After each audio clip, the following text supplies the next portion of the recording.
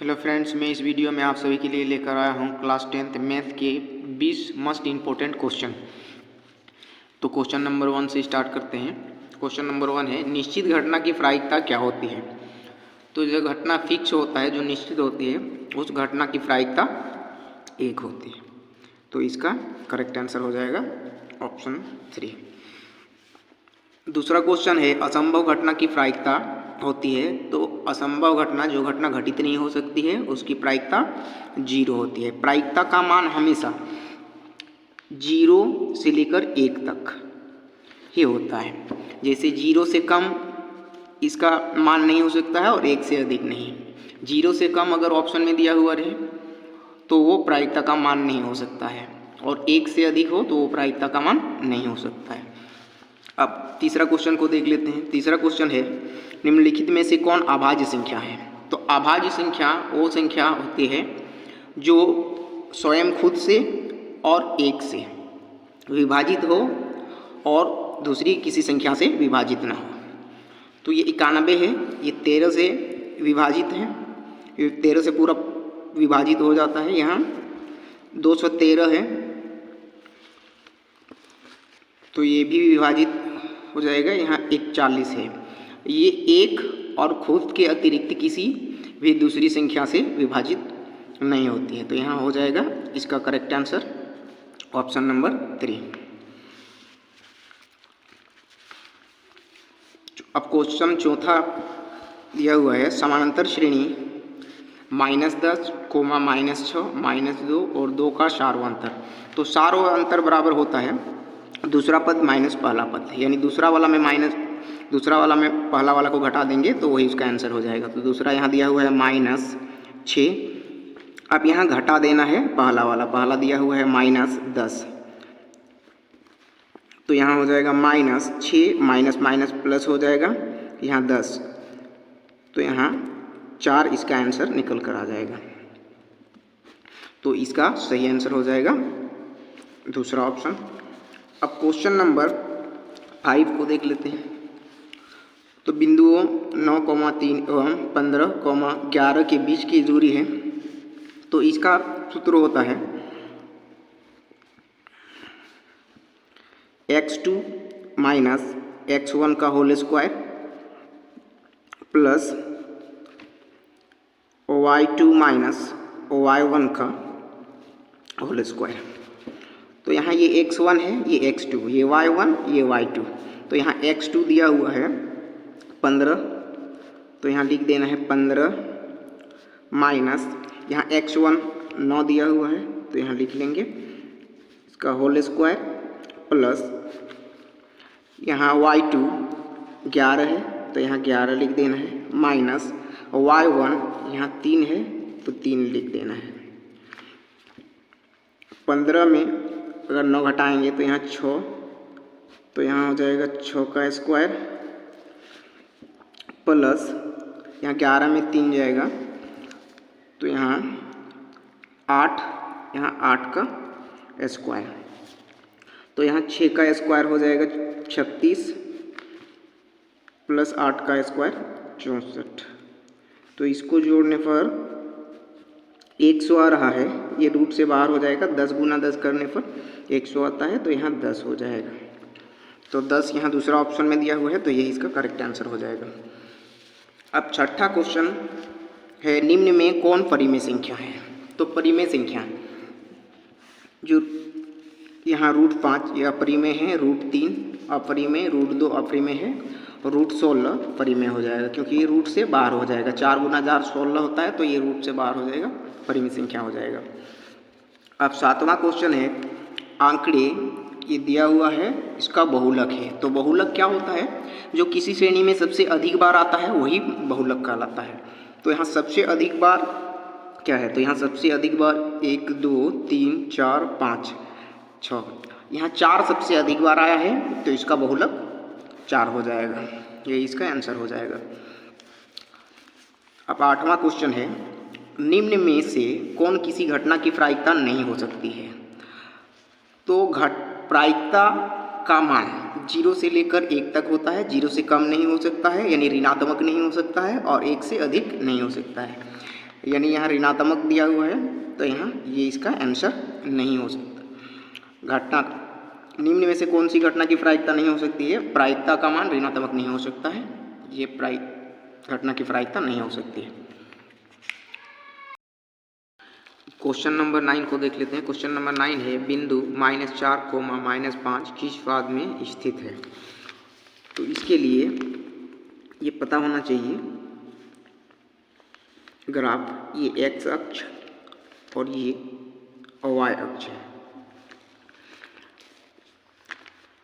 ये पहला चतुर्थांश या पहला पद और ये दूसरा चतुर्थांश यानी दूसरा पद, ये तीसरा चतुर्थांश यानी तीसरा पद और ये चौथा चतुर्थांश। तो पहला चतुर्थांश में जो चिन्ह होता है दोनों का प्लस प्लस होता है। अगर प्लस प्लस दोनों का चिन्ह है तो ये पहला चतुर्थांश में आएगा यानी पहला पद में आएगा। और दूसरा चतुर्थांश का दूसरा पद का होता है, इसका चिन्ह होता है माइनस प्लस, और तीसरा का होता है माइनस माइनस। तो यहाँ बोला है कि -4 और -5 किस पद में स्थित है, तो इसका करेक्ट आंसर हो जाएगा तृतीय पद में स्थित है, क्योंकि तीसरा चतुर्थांश में ये माइनस माइनस होता है और चौथा चतुर्थांश में होता है प्लस माइनस। अब क्वेश्चन नंबर 10 को देख लेते हैं।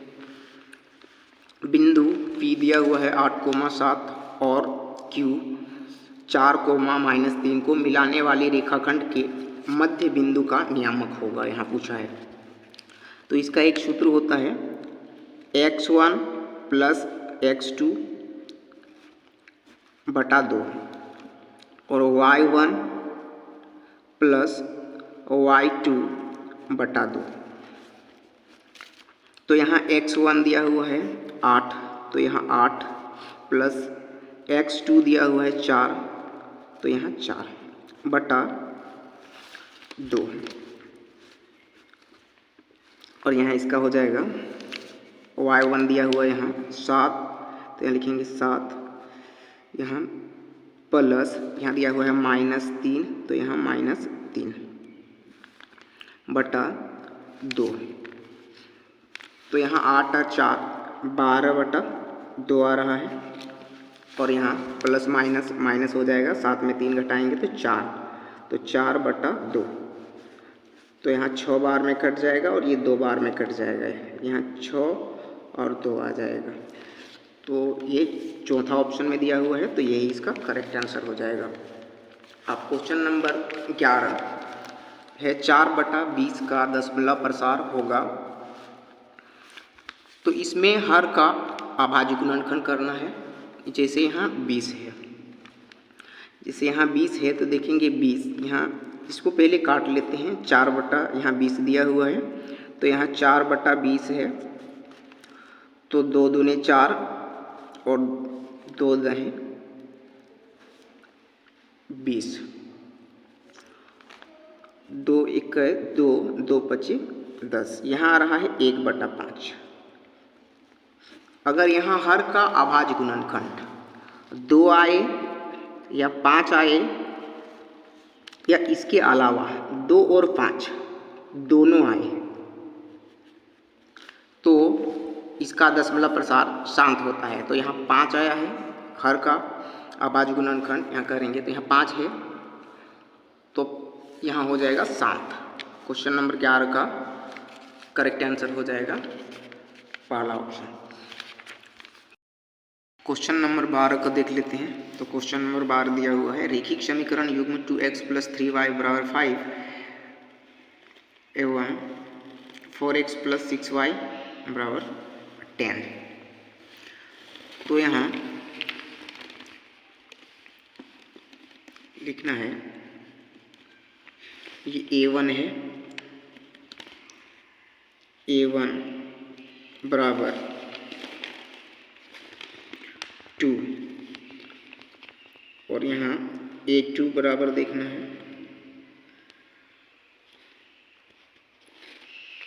दिया हुआ है 4। यहाँ b1 देखना है, तो b1 दिया हुआ है 3 और यहाँ b2 बराबर हो जाएगा 6 और यहाँ C1 बराबर हो जाएगा 5 और C2 बराबर हो जाएगा 10। तो यहाँ A1 बटा A2 करेंगे तो ये A1 यहाँ दिया हुआ है 2 और B1 दिया हुआ है 3, तो 2 बटा 3। अब B1 बटा B2 करेंगे तो B1 दिया हुआ है 3 और B2 दिया हुआ है 6, यहाँ A2 4 दिया हुआ है, तो यहाँ A2 के जगह में 4 लिखना है, यहाँ गलत हो गया है। तो यहाँ इसको काटेंगे, A2 के जगह में 4 है, तो यहाँ 2 1 2, 2 दूनी 4, यहाँ 1 बटा 2 आ रहा है। यहाँ भी 3 1 3, 3 दूनी 6, यहाँ भी 1 बटा 2 आ रहा है। और यहाँ C1 बटा C2 करेंगे तो C1 दिया हुआ है 5 और C2 दिया हुआ है 10, तो यहाँ भी काटेंगे तो 1 बटा 2 आ रहा है। अगर तीनों समान हो, जैसे A1 बटा A2 बराबर B1 बटा B2 और बराबर C1 बटा C2, अगर तीनों समान है तो इसका अनेक हल होता है, तो इसका तीसरा ऑप्शन सही हो जाएगा, अनेक हल। अब क्वेश्चन नंबर 13 को देख लेते हैं। तो क्वेश्चन नंबर 13 दिया हुआ है 24, 25, 12, 15, 6, 8, 23, 36 का परिसर है। तो परिसर बराबर होता है अधिकतम मान माइनस न्यूनतम मान।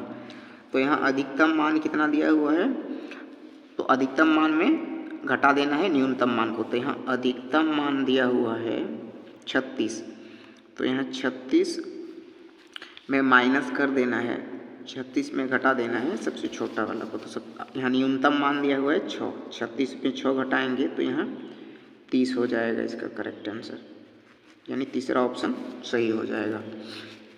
अब क्वेश्चन नंबर 14 दिया हुआ है, यदि भाग एल्गोरिथ्म a बराबर बी क्यू प्लस आर में a बराबर 72 और q बराबर 8 तथा r बराबर 0 हो तो b का मान क्या होगा।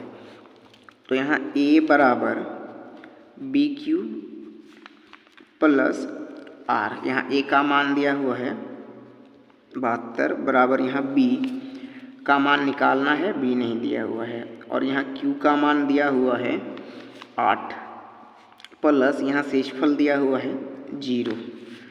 तो यहाँ हो जाएगा 72 बराबर यहाँ 8 से b को गुना करेंगे तो 8b, यहाँ 0 को जोड़ेंगे तो इतना ही आएगा। तो यहाँ b बराबर हो जाएगा 72 बटा 8, यहाँ 9 बार में कट जाएगा, b बराबर यहाँ 9 हो जाएगा इसका करेक्ट आंसर। तो यहाँ किस ऑप्शन में दिया हुआ है, तो यहाँ पहला ऑप्शन में ही दिया हुआ है, तो यही इसका सही आंसर हो जाएगा। अब क्वेश्चन नंबर 15 में दिया हुआ है 5x माइनस 4x प्लस 2 बराबर 0 का विविक्तकार है। तो विविक्तकार यानी d निकालना है। तो d बराबर होता है बी स्क्वायर माइनस 4ac। तो ये b होता है, ये a होता है, ये b होता है और ये c होता है।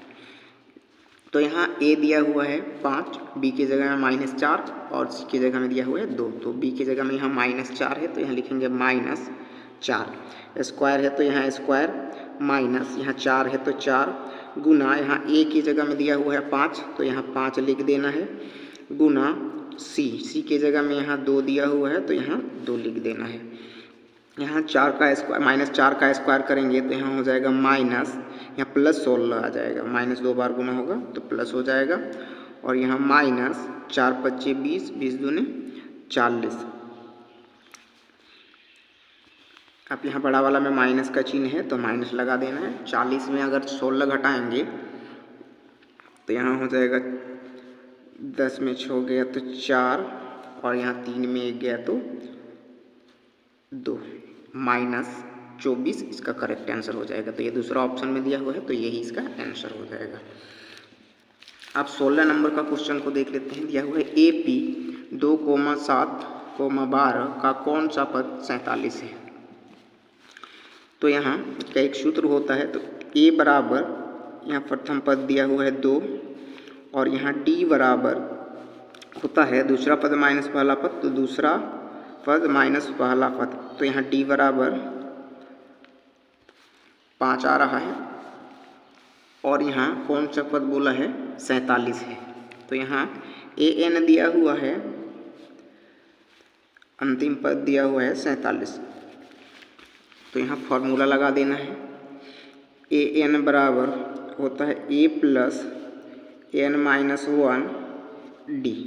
तो यहाँ an दिया हुआ है 47 बराबर a दिया हुआ है 2 प्लस n निकालना है, n नहीं दिया हुआ है, माइनस 1 और d दिया हुआ है, d यहाँ 5 निकला है।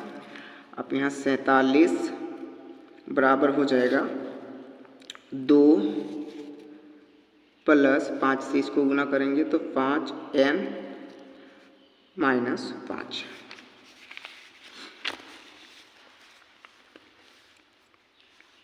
अब यहाँ 47 लिखेंगे, 47 यहाँ माइनस 2 बराबर हो जाएगा 5n माइनस 5। तो 47 में 2 जाएगा तो यहाँ 45 बराबर हो जाएगा 5n माइनस 5। तो यहाँ 5n बराबर सीधा इधर वाला लिखना है 45, ये माइनस है तो प्लस हो जाएगा 5।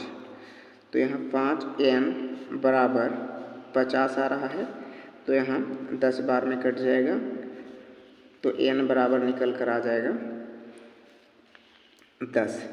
10 इसका सही आंसर हो जाएगा। 10वां पद 47 होगा। आप 17 नंबर का क्वेश्चन को देख लेते हैं। तो 17 नंबर का क्वेश्चन है 96 और 404 का HCF होगा। तो HCF वो बड़ी से बड़ी संख्या है जिससे दोनों पूरी तरह विभाजित हो जाए। तो 120 से तो ऑप्शन से इसको बना लेना है। 120 से तो ये दोनों नहीं कट रहा है, 10 से तो दोनों नहीं कट रहा है, 4 से ये दोनों कट रहा है, 4 इसका HCF हो जाएगा। अब 18 नंबर का क्वेश्चन को देख लेते हैं। 18 नंबर का क्वेश्चन है 0.121। यहाँ 1 2 1 दिया हुआ है, यहाँ 1 के बाद 2 है, फिर डबल 1 के बाद 2 है, फिर ट्रिपल 1 के बाद 2 है, इसी प्रकार 1 बढ़ते जा रहा है।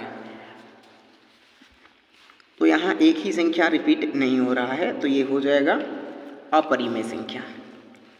अगर एक की संख्या रिपीट होता तो यहाँ परिमेय संख्या हो जाता है। जैसे 0 पॉइंट, ये इसका करेक्ट आंसर हो जाएगा, अपरिमेय संख्या। यहाँ अगर 0.33 एक ही संख्या यहाँ रिपीट होता तो ये परिमेय हो जाता, लेकिन यहाँ एक ही संख्या रिपीट नहीं हो रहा है तो ये अपरिमेय हो जाएगा। अब 19 नंबर का क्वेश्चन दिया हुआ है बिंदु 6, -5 का भुज है।